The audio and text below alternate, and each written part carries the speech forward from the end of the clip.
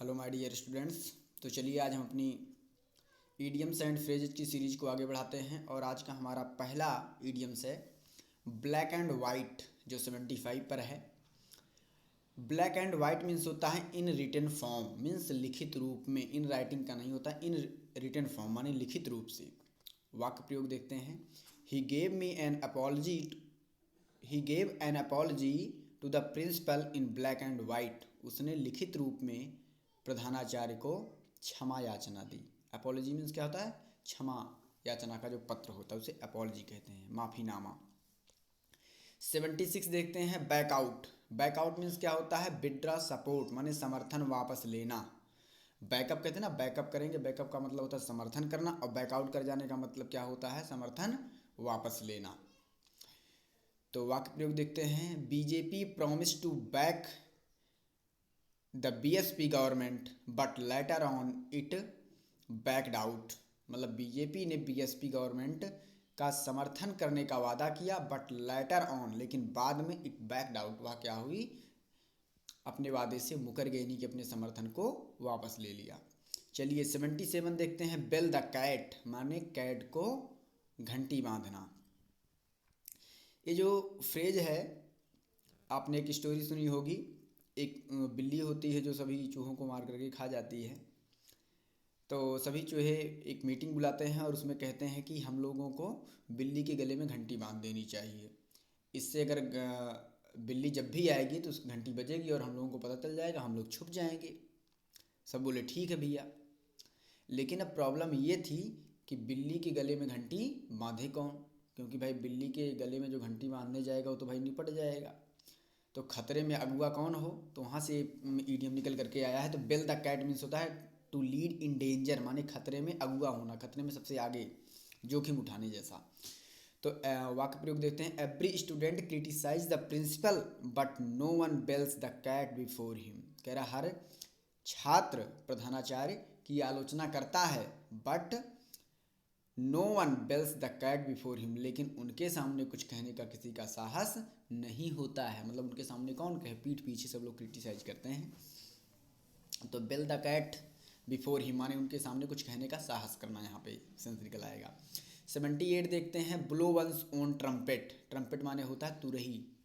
Band party को आपने देखा होगा, जो राउंड एंड राउंड करके माइक जैसा होता है, उसमें हवा फूंकते हैं, उसी को बोलते हैं ट्रम्पेट। तो ब्लो वंस ओन ट्रम्पेट माने अपनी ही तुरही बजाना, मतलब अपनी ही बात करते रहना, सेख ही मारना इसमें दिया गया है ये। लेकिन इसका एग्जैक्ट मीनिंग क्या है? अपनी ही बात को कहते रहना। To speak boastfully about oneself माने अपने विषय में या अपनी बात को ही आगे रखना। वाक्य प्रयोग देखते हैं। No one likes my brother because he always blows his own trumpet. कोई भी मेरे भाई को पसंद नहीं करता है क्योंकि वह हमेशा अपनी ही हाँकता रहता है। Blows his own trumpet. तो ट्रम्पेट के स्थान पे हॉर्न भी कभी कभी मिल जाता है, तो आप हॉर्न आएगा तब भी वही मतलब होगा, ब्लो वंस ओन हॉर्न। तो हॉर्न का भी मतलब वही है और ट्रम्पेट का भी मतलब वही है। चलिए अगला देखते हैं। Beat about the bush. बहुत ही कॉमन है और सभी लोग जानते होंगे, इधर उधर की बात करना या घुमा फिरा कर बात करना कहते हैं। Beat about the bush. तो इसका वाक्य प्रयोग आप कह सकते हो। Don't beat about the bush, come to the point. इधर उधर की बात मत करो, सीधा मुद्दे पर आओ, come to the point. Don't beat about the bush, come to the point. इधर उधर की बात मत करो, सीधा मुद्दे पर आओ। चलिए 80 देखते हैं। Burning question. Burning question means burning problem. Problem means ज्वलंत समस्या या गंभीर समस्या। The problem of increasing population is a burning question nowadays. कह रहा बढ़ती हुई जनसंख्या की जो समस्या है वो आजकल सबसे बड़ी समस्या है या सबसे गंभीर समस्या है या ज्वलंत समस्या है, कुछ भी आप कह सकते हो। Let's move ahead.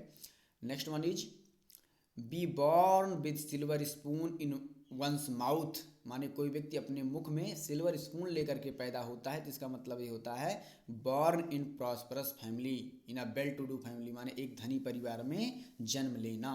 वाक्य प्रयोग। Pandit Jawaharlal Nehru was born with a silver spoon in his mouth.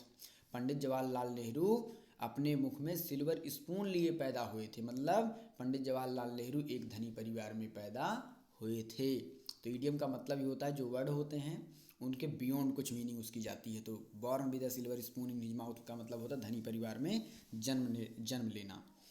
अगला देखते हैं broad daylight. Broad daylight means होता है इन डे टाइम, इसको हिंदी में सही बोलें तो दिन दहाड़े जिसे हम कहते हैं।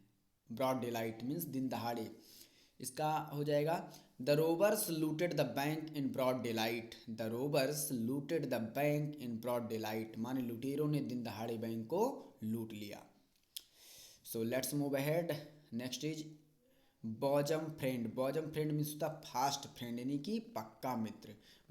Ravi is my bosom friend, Ravi is my bosom friend, इतना ही आप लिख सकते हो, छोटा सा सेंटेंस रहेगा, आपको याद भी रहेगा। और आगे भी आपको लिखना है तो ही ऑलवेज हेल्प्स मी इन डिफ़िकल्टीज, वह हमेशा मुश्किलों में मेरी मदद करता है। चलिए 84 देखते हैं। 84 पर है build castle in the air, माने हवा में किले बनाना, माने हवाई किले बनाने की बड़ी बड़ी बातें करना, विजनरी स्कीम्स। वाक्य प्रयोग देखते हैं। In order to succeed in life you must work hard not merely build castles in the air. कह रहा है in order to succeed in life, माने जीवन में सफल होने के लिए यू मस्ट वर्क हार्ड, आपको अवश्य ही कठिन परिश्रम करना होगा। And not merely build castles in the air, केवल हवाई के लिए ही बांधने से आपको सफलता नहीं मिलेगी। तो build castles in the air का मतलब हवाई के लिए बनाना, यानी कि बड़ी बड़ी बातें करना, मतलब केवल बड़ी बड़ी बातें करने से कुछ नहीं होगा। नेक्स्ट देखते हैं bring to light. Bring to light मतलब होता है प्रकाश में लाना। ब्रिंग टू लाइट मीन्स क्या होता है, प्रकाश में लाना। The facts of the murder was brought to light by the police after careful investigation। कह the facts of the murder माने जो हत्या के तथ्य थे, brought to light माने प्रकाश में लाया गया, किसके द्वारा, by the पुलिस माने पुलिस के द्वारा, कब, आफ्टर केयरफुल इन्वेस्टिगेशन माने सावधानी पूर्वक जांच पड़ताल के बाद, माने हत्या के तथ्यों को सावधानी पूर्वक जांच पड़ताल के बाद पुलिस के द्वारा उसे क्या है, प्रकाश में लाया गया। So that's all in this video. We will continue this series in the next video. Till then, keep learning and keep practicing. Bye bye। यहाँ पर हम लोगों ने बी अल्फ़ाबेट से स्टार्ट होने वाले सभी इडियम्स कवर कर लिए हैं। अब सी से हम लोग अगली वीडियो में स्टार्ट करेंगे। Bye bye.